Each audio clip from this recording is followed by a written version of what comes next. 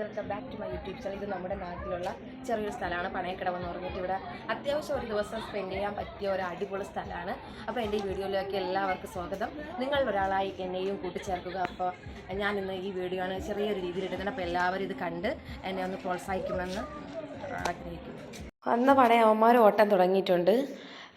ഞാനും ഇളയ നാത്തൂനും അവളുടെ ഇളയ മകനും എൻ്റെ 2 മക്കളുമായിട്ടാണ് കേട്ടോ പോയത്.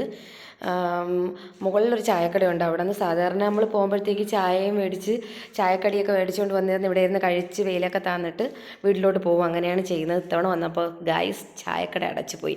പിന്നെ മക്കൾ കുറേയൊക്കെ നമ്മളെ ചീത്ത വിളിച്ചു.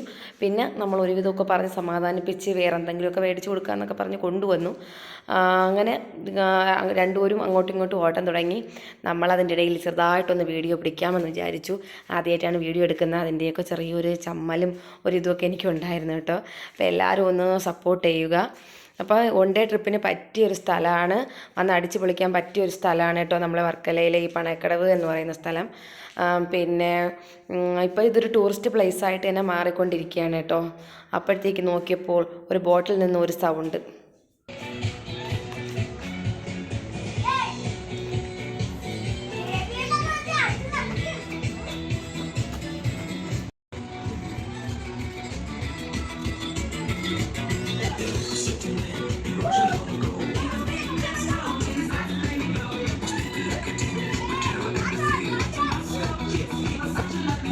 ഇത് കഴിഞ്ഞ് ഒരു ബോട്ട് തെറ്റി വിട്ടാണക്കങ്ങ് പോയിട്ട് ഫ്രണ്ടിൽ കൂടെ സൗണ്ടായിരുന്നു.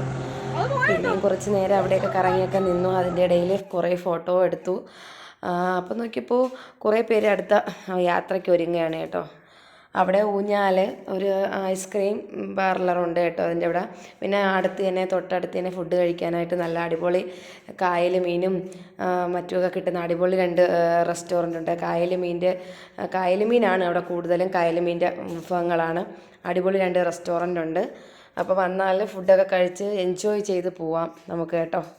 അതിൻ്റെ ഇടയിൽ ഞാൻ വിചാരിച്ചു വീഡിയോയ്ക്ക് ഇത്ര മതിയോ എന്ന് വിചാരിച്ച് കുറച്ചുകൂടെ അങ്ങോട്ട് നടന്നു വീഡിയോസൊക്കെ എടുത്തു കേട്ടോ. വീഡിയോയ്ക്ക് ഇത് മതിയോന്ന് അറിഞ്ഞുകൂടാ, എന്നാലും കുറച്ചുകൂടെ പിടിക്കാമെന്ന് പറഞ്ഞ് മുന്നോട്ട് നടന്നു. നമ്മുടെ വർക്കല പൊന്നുന്തുരുത്ത് ശിവക്ഷേത്രം ഇവിടെയാണ് കേട്ടോ സ്ഥിതി ചെയ്യുന്നത്.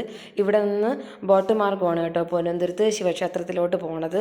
ശിവരാത്രി സമയത്ത് ഇവിടെ ഭയങ്കര ഉത്സവവും കാര്യങ്ങളൊക്കെയാണ് കേട്ടോ. അപ്പം ഫുഡും അന്നദാനവും ഭയങ്കര ഉത്സവമാണ് കേട്ടോ ഇവിടെ ശിവരാത്രി സമയത്ത്.